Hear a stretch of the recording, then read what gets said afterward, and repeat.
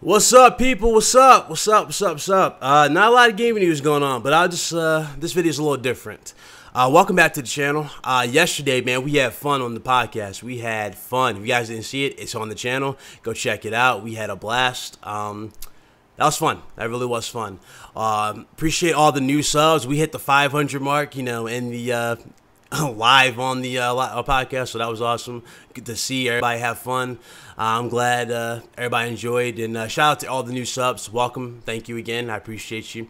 We're almost at 1,000 subscribers at this point. We're almost there. We're at the halfway mark. We're almost there, and that's pretty damn impressive. I appreciate everybody again. I remember when my channel didn't have any traffic, you know, and I just was trying to get my voice out there and, you know, do just gameplay in general, and it wasn't doing anything. So I figured, you know, it's time for me to just invest in a beefy PC and do everything. And well, now it's good to see my my install, like all my my money went well spent. So that was good to see. With that being said, though, before I get into this, I want to give a major shout out to Titanfall Princess. She showed up to the podcast a little late. It's also on it's live on the channel, so you guys check that out. It's a little late. Appreciate her coming by and giving me her kind words and give me a little insight on a certain people. Appreciate her a lot. Thank you. It's good to see her on the show. She was real fun to talk to, and we might have her again Friday. So Friday, let's see. Hopefully it happens. Podcast is going to be at 6, so if you guys are interested, be ready. That was about it, though. I appreciate her again. Special shout out to her. Shout out to everybody else that was in there. You know, Cray. I'm glad his grandfather's doing well. Big Money, Ace Combat, Devil, and Rasta. I appreciate everybody, so we have fun. That being said, let's go ahead. I'm rambling, but I just want to give a major shout out to everybody. Thank you. Let's go ahead, though. You see the title. Obviously, the title of the video is saying how the PlayStation 4 and Xbox or Xbox One, or whatever the hell you want to call it, the Xbox 3, I don't know what the hell you want to call it, but X3, both of these consoles need better CPUs. They need a Ryzen CPU. And I couldn't agree more with that statement a lot. Even Digital Foundry just came out with a video today talking about that. And I couldn't agree with him more. We talked about this somewhat on the podcast. And basically, these the CPUs we got in these consoles, that's whether it be the PS4, the PS4 Pro, or the Xbox One or One X or whatever, they're crappy. You see it right now with the Xbox One X. Yes, they're doing native 4K. That's cool and all, but remember, the narrative wasn't just native 4K. It was native 4K 60, uncompromised. That narrative has changed drastically since we got the console now, and that's why a lot of devs are calling it underwhelming and vice versa. It's just not. It's not the console that they want. You can tell it's not the console Phil wants. I guarantee you Phil wanted a better CPU in this thing, but he just couldn't do it with the price. And that's what I'm saying. We need better CPUs. Now, don't let these 5-year-olds that don't know nothing about tech confuse you with the whole, oh, it needs to be beefier. Like, they need better CPUs. No, or I'm sorry, they need, the CPU is fine with the Xbox One X. It's custom. Don't let them fool you with that. The CPU in the Xbox One X is just not good. It's not good. When you have devs coming out saying stuff like this, boosting games for Xbox One X will be easy, but getting to 4K and 60, 60 frames per second might not be. When you have people like that going there, and you have games being confirmed to be not 60 frames on this console because of their CPU and jazz like that, you know what I'm saying? You're not doing anything, and that's the problem. That's sure is the problem. This right here, now again, I already know people are probably like, oh, he's attacking Xbox. No, I'm not. Let me go ahead and get to this real quick before I get back to the CPU thing. Now, this says Microsoft failed to sell the Xbox One X. I'm going to make this short and sweet. They did. The games they showed were not visually impactful whatsoever. I mean, come on, let's be real here. Crackdown 3, nobody jumped out their seat for that. Nobody jumped out their seat for Super Lucky Tales. Forza was definitely the better game in terms of like their own first party that they had. But again, how many Forzas do we have? You know what I'm saying? How many Forzas do we have? Forza will always be a good-looking game. I'm not into car racers. I'm just not into them. I'm seriously not into car racers. You guys might be. I never have been, never will be into car racers. I haven't even bought Drive Club, so there you go. I'm not into car racers. I'm just not into that. So there you go. But you have stuff like that. They showed that, and then the other games that stuck out were games that are going to the PlayStation 4 completely. You got Anthem. You got Metro. I mean, all those games are on PlayStation 4. So it's like, again, what was the point of showing that at your conference? It was just weird. I mean, it didn't do nothing for your conference. Now, I know probably somebody's going to dislike the video for that, but I'm just being real with you. Now, let's continue.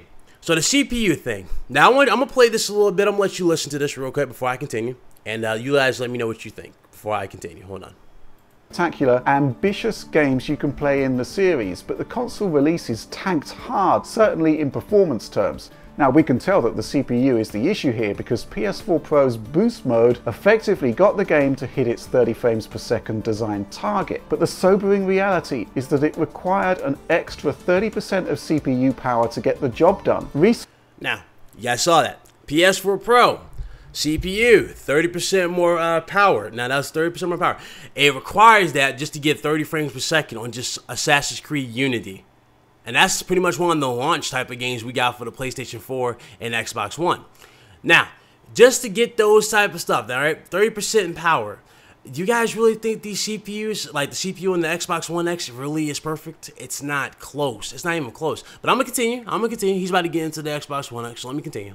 Sources that Ubisoft could only dream of when the game was released in 2014. So what happens now? Microsoft has customized Jaguar for Xbox One X, so we get a 31% bump in frequency, and from what developers tell me, there have been some substantial tweaks to L2 cache to bump performance there. But it's still a CPU of the same generation, and the same fundamental limits are in place. Now for the next generation...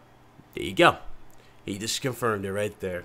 I mean, you know, it's sad because the Xbox One X could be so much better if it had a better GPU in there, or CPU, I'm sorry. It would have been so much better if this thing had like a B CPU. I'm telling you, the fact that this CPU that's you guys want to hype up is custom is all this. It's not doing a thing. You guys just heard it from him. It's the exact same Jaguar CPU that's in the PlayStation 4 Pro and PlayStation 4 and Xbox and vice versa. It's the same CPU. This CPU is not doing magic, guys. It's not doing magic. It's not going to do anything.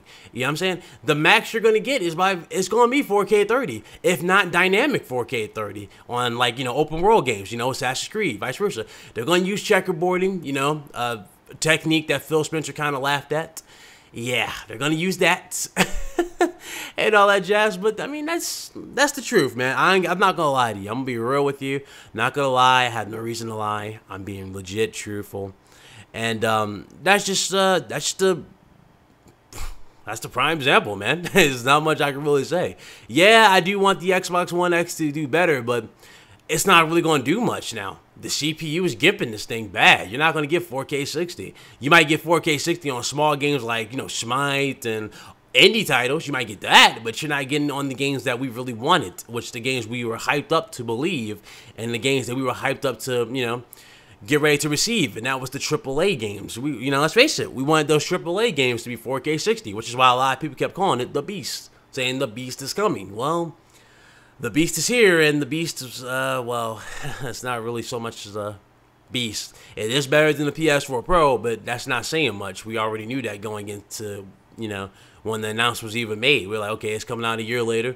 Obviously, it's going to stomp the PS4 Pro, but the PS4 Pro was never meant to be a beast upgrade. Just a minor upscale upgrade. That's all it was. So, you know, and that's about it, though. I mean, there's not much I can really say. Not much I can really say, man. I mean, just... You see it with your own eyes. I mean, these CPUs need to go, man. We need better CPUs. We need better CPUs for the PlayStation 5 and the Xbox 3. We need better CPUs in the long run. And the CPUs we got now are just not cutting it. And the Xbox One X, I don't see the Xbox One X doing anything really that's going to blow anybody's mind. I don't see it legit taking gaming by storm like a lot of fanboys like to believe. I don't see it doing anything of that nature. Is it cool to have? Yes, it's cool to have. At the same time, it's already like outdated at this point. It's not anything that's going to blow anybody's minds. And it's just, you know, it's not anything of that nature. You know, it's not anything of that nature. As far as PS4 goes, again, PS4... We knew PS4 Pro wasn't anything. We knew that. PS4 Pro, minor upscale upgrade for games, and that was it. I mean, it's just how it is, man. It's how it is. I mean, it does come down to the games as well, and there's no games on Microsoft's end. They're on PlayStation, but they're not on Xbox. So, I mean, of course, I'm gonna upset some people, but I'm being real. People are gonna get mad at everything, and that's just the thing about YouTube. That's one thing. That's one advice I can give you newer YouTube creators or whatever. You know, you can't please them all, and especially when you're being honest, you can't please them all. So let that sink in, and let's just continue. Let's go back to what we usually do. I appreciate everybody again for coming by for the podcast. We had fun.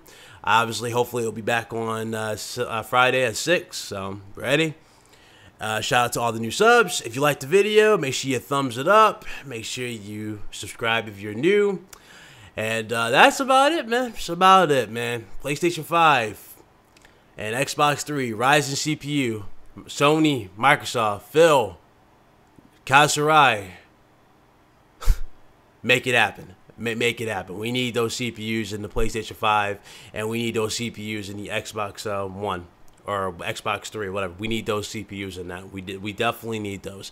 It's just, it's not rocket science at this point.